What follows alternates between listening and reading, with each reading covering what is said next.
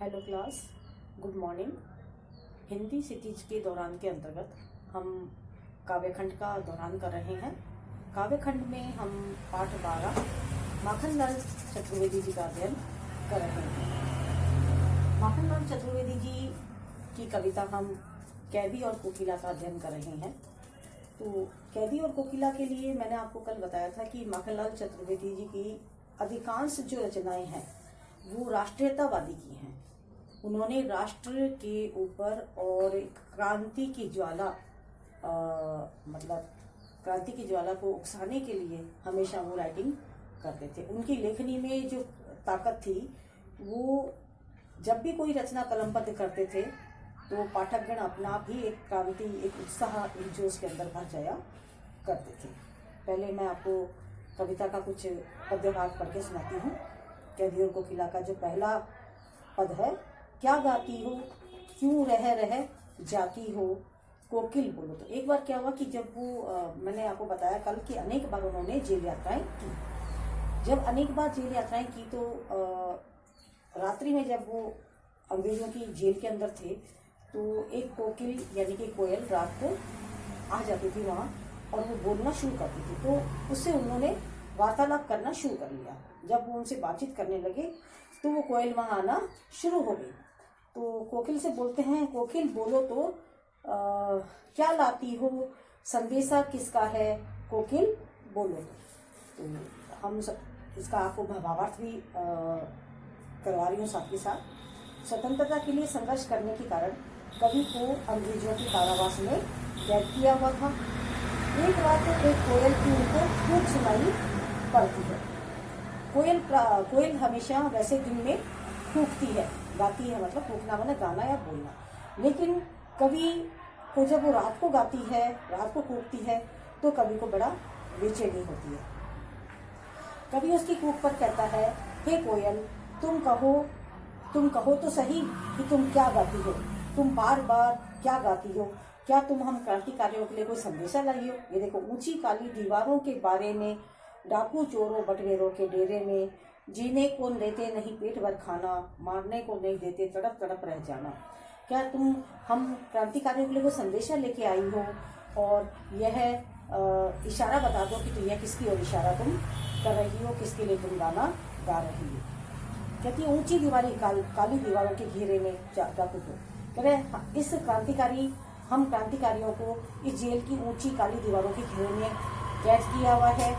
ये वो स्थान है जहाँ पर डाकुओं को, चोरों को, है ना, बटमारों को, उनको रखा जाता है। जबकि हम देश की आज़ादी के लिए अगर हम क्रांति की ज्वाला जला रहे हैं तो हमें भी उसी जगह जहाँ चोर, लुटेरे, डाकू, बदमाशों को रखा जाता है वहाँ पर हमें रखा जा रहा है। जीने को नहीं देते पेट भर गाना, हमें पेट भर खाना खाने को नहीं देते हैं, मरने भी नहीं देते, बल्कि तड़प तड़प कर हम मतलब हम तो मरना चाहते हैं लेकिन हमें ये तड़पा करके इन्होंने रख रखा। अंग्रेजों के जुर्म की कहानी है। हम केवल तड़प कर रह जाते हैं लेकिन मर नहीं पा रहे हैं। जीवन भर अब दिन रात बड़ा पहरा है, शासन है तब का प्रभाव गहरा है।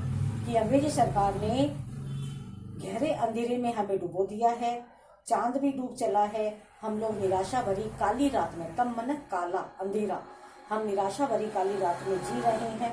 हे कविता में कोयल को कहते हैं, हे कोयल, तुम बताओ तुम यहाँ क्यों गा रही हो, तुम इस समय क्यों जाग रही हो, क्यों भूख पड़ी वेदना बोझ वाली सी, कोकिल बोलो तो क्या लुटा मृदुल वैभव की रखवाली सी, कोयल बोलो तो।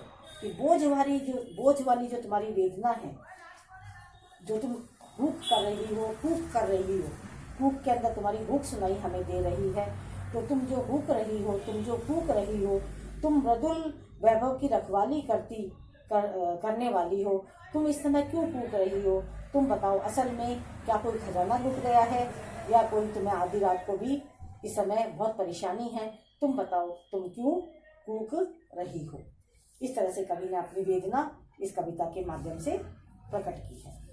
अब इसका अगर हम काव्य सौंदर्य देखें तो काव्य सौंदर्य इसका काली रात के साथ में अंधकारपूर्ण जीवन का सामंजस्य बताया गया है।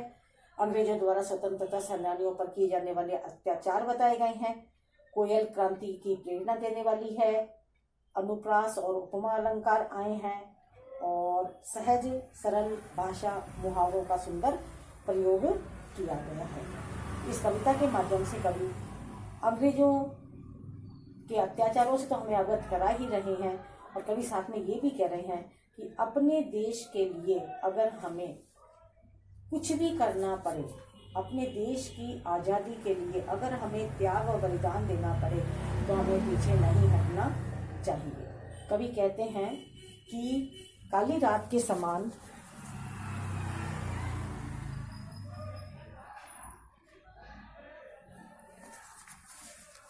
कवि कहते हैं कि काली रात के समान। दूसरा पैरा हम देखते हैं।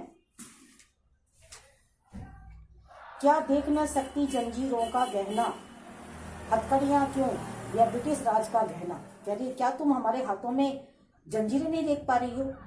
है ये हथकड़ियां नहीं है, ये तो ब्रिटिश राज का गहना है।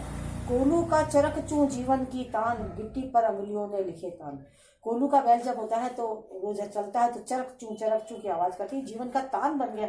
मतलब जितनी हम कठिनाइयां उठा रहे हैं उतने ही हम निखर रहे हैं कि अंग्रेज शासन ये नहीं जानता कि जितना हमें प्रताड़ित करेंगे, जितना हमें टॉर्चर करेंगे, जितना हमें परेशान करेंगे, हमारी आज़ादी की जो आवाज़ है वो उतनी ही और बुलंद होती चली जाएगी। क्या वो हमें परेशान करके क्या हमारी आज़ादी की आवाज़ को वो दबा देंगे?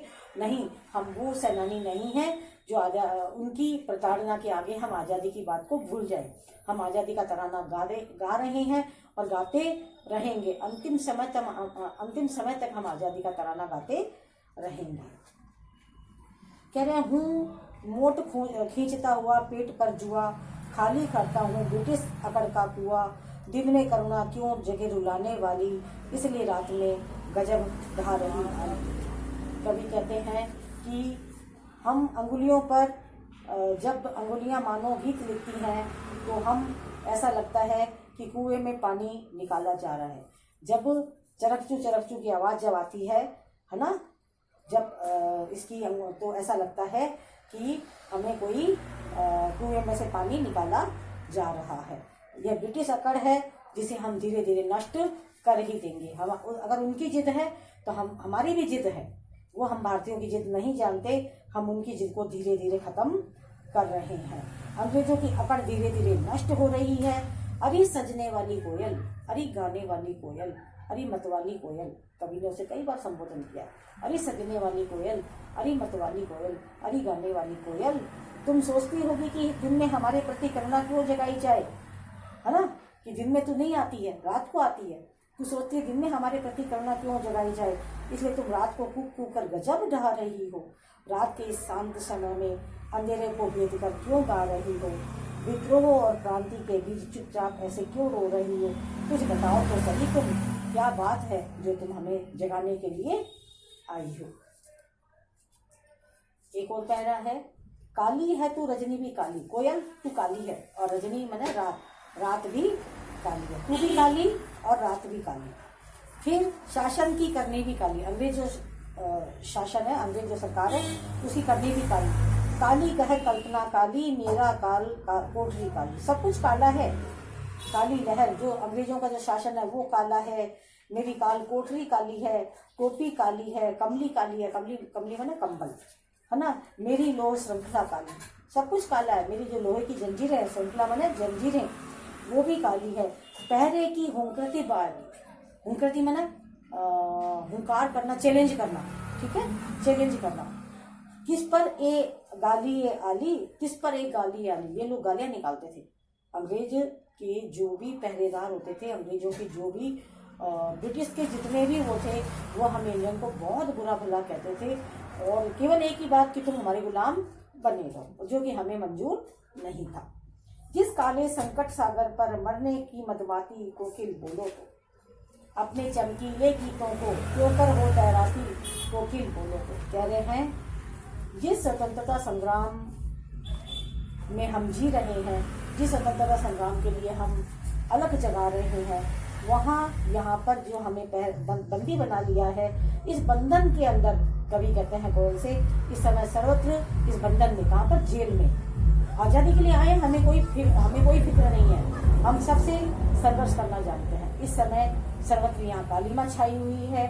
तू भी काली है, रात भी काली है, अंग्रेजों की सारी करतूतें काली है, देश में काली लहर चली हुई है, काली जो है बुरी आत्माएं उठ रही हैं, हमारी टोपी काली है, हमारे कंबल काले हैं, मेरी बेड़ियाँ भी, हम सब की बेड़ियाँ भी काले रंग की हैं, और पहरेदारों की उनका जो चैलेंज है वो भी काली है।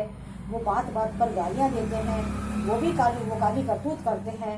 चारों ओर जो फैले हुए जो काले सागर हैं उन पर क्रांति के गीतों को कैसे कैसे तुम तैरा करके लाती हो, कैसे तुम ऐसे माहौल में गाना गाती हो, अर्थात विपरीत परिस्थिति में भी तुम स्वतंत्रता के गीत कैसे गा लेती हो, ये मेरी समझ से बाहर है। देखा तो उसके सामने मतलब नतमस्तक है कि इतना कुछ होने के बाद भी तुम आज़ादी के गीत गा रही हो। कोकिल धन्य हो तुम, कोकिल बोलो तो। इनमें काला रंग जो है ना, अंग्रेजों की काली करतूतों के लिए बताया गया है, दिशाहीन लोगों के लिए बताया है। बार बार काली शब्द का प्रयोग इनमें जो है भावों में गहनता लाने के लिए किया गया है। इसके अर्थ ग्रहण संबंधित प्रश्नोत्तर हम कल करेंगे, आप इसको कर लीजिएगा। Thank you.